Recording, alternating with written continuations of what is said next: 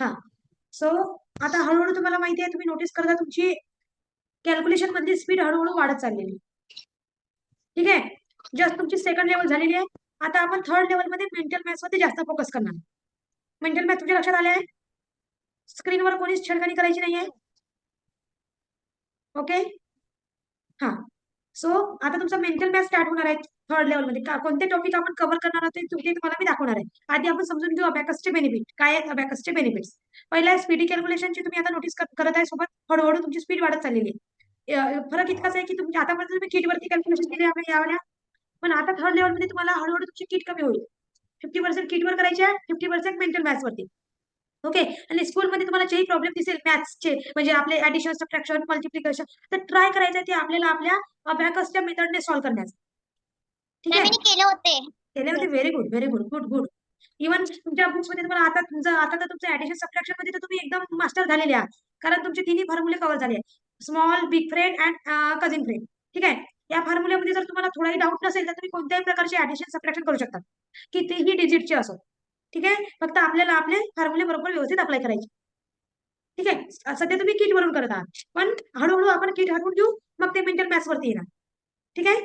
यानंतर काय होतं, नेक्स्ट आहे कॉन्सन्ट्रेशन लेवल. आता जर मी तुम्हाला एखादा प्रॉब्लेम करायला लावला, सांगितला, तर तुम्हाला काय करावं लागेल, बिलकुल कॉन्सन्ट्रेशन ठेवावं लागेल. आहे की नाही. जितकं जास्त कॉन्सन्ट्रेशन ठेवाल, जेवढं तुम्ही ऑब्झर्वेशन तुमचं स्ट्रॉंग राहील, तेवढं तुमचं आन्सर करेक्ट येईल. ठीक आहे. कशामुळे होतं, आपल्या अबॅकसमुळे. मी आता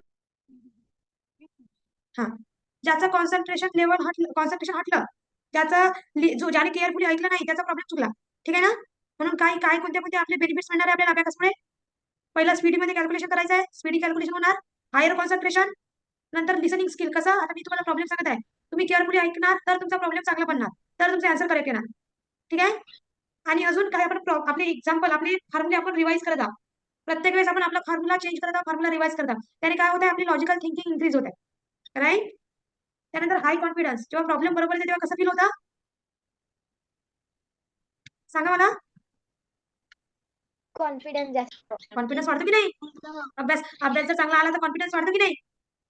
अजून तुमची रायटिंग स्किल सुद्धा इम्प्रूव्ह होते. ठीक आहे. रायटिंग स्किल पण इम्प्रूव्ह होते, कारण तुम्ही प्रॅक्टिसच तेवढी करताय प्रॉब्लेम्सची. ओके.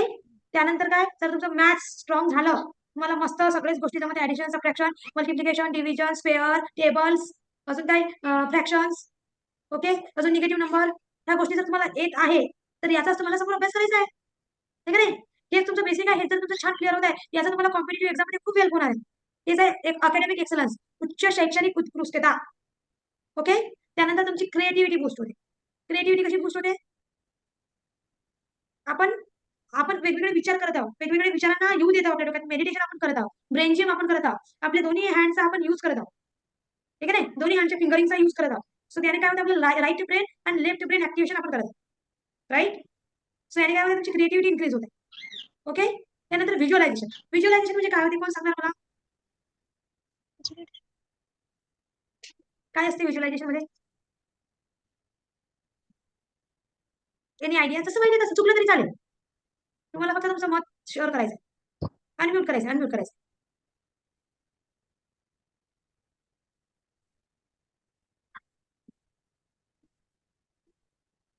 ओके.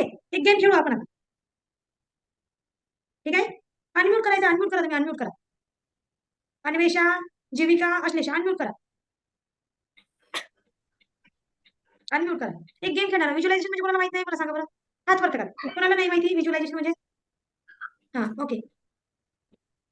मॅम. हा, तुला माहिती आहे अन्वेषा, येस मॅम. काय असतं सांग. मॅम इमॅजिन करणं. ओके. कसं कसं करायचं इमॅजिन. मॅम जी ते गोष्ट आहे नाही तर ती इमेज आहे, तिला माइंड मध्ये बघायचं आहे असं करायचं. Okay. Okay. Good good good. Okay. Ashlesha, तुला माहिती आहे. ओके. No problem. आपण एक गेम खेळू. ठीक आहे. आता मी एक वस्तूचं नाव घेणार. ठीक आहे. त्याचं तुमच्या डोळ्यासमोर काय, तुम्हाला काय काय तुम्हाला व्हिज्युअलाइज होते, काय दिसते ते मला पटकन सांगायचं आहे. मी एक वस्तू दाखवणार तुम्हाला, वस्तू, त्याचं तुम्हाला नाव सांगायचं. Bottle. Bottle. Okay. Mobile. Okay. Very good. Abacus. Abacus kit. Okay. Very good. Okay. हे काय आहे. Charger. Good good good. Very good very good. आता बघा, आता तुम्हाला माहित झालंय, तुम्हाला इमेजवरून तुम्ही ओळखला त्या वस्तूचं नाव, हे की नाही? आता मी फक्त वस्तूचं नाव घेणार, ठीक आहे? फक्त मी नाव घेणार. चेअर. सिटिंग. हा, काय दिसलं चेअर म्हटलं तर? काय दिसलं चेअर म्हटलं तर? म्हणजे आपण चेअरवर कोणतं काम करतो. चेअर म्हणजे काय होतं? खुर्ची. खुर्ची दिसली का डोळ्यात? मला सांगा बघ, आपल्या डोक्यात. हा, नंतर आता म्हणतात TV. TV. Watching. Mango. Watching. Mango. Eating. नाही, ते खातो वगैरे ठीक आहे, पाहतो ते ठीक आहे, पण मी फक्त शब्द जे सांगत आहे त्या शब्दाला तुझ्या डोक्यात आणायचं आहे. येते तर येतेच, येते की नाही? Books. Pen. Scale. Bed. Train. Bus. Okay. काय झालं? मी तुम्हाला फक्त वस्तूचे नाव सांगितले, मला चित्र दिसलं त्याचे. Yes ma'am. हा, ते आहे व्हिज्युअलायझेशन. आता मी म्हणत आहे अबॅकस वरती 4 बीट्स वरती करा. अबॅकस स्केल दिसली तुम्हाला? अबॅकस स्केल दिसली सगळ्यांना? त्याच्यावरती 4 बीट तुम्हाला करायचे, 4 बीट सरकवायचे. नंतर म्हटलं 5, त्यामध्येच 5 ऍड करायचे त्या स्केलवर. अबॅकस स्केलवरती 5 ऍड करायचे. ओके. त्यानंतर 10 ऍड करायचे. 10 किती आला आन्सर? 19. करेक्ट. Very good. हेच आहे आपला व्हिज्युअलायझेशन.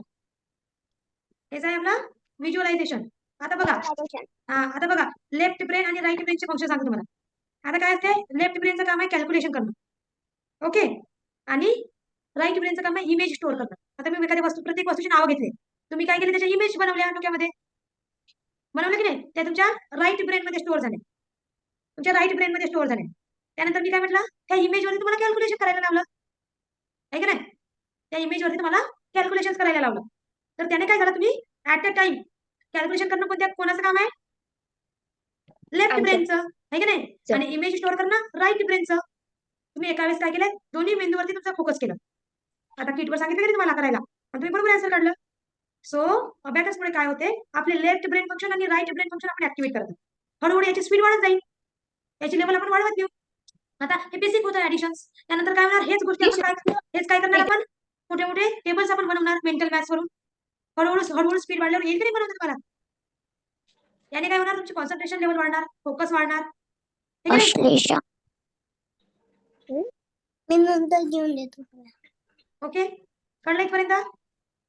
हो. हा. आता थर्ड लेवल मध्ये तुम्ही काय शिकणार ते मी तुम्हाला दाखवणार आहे.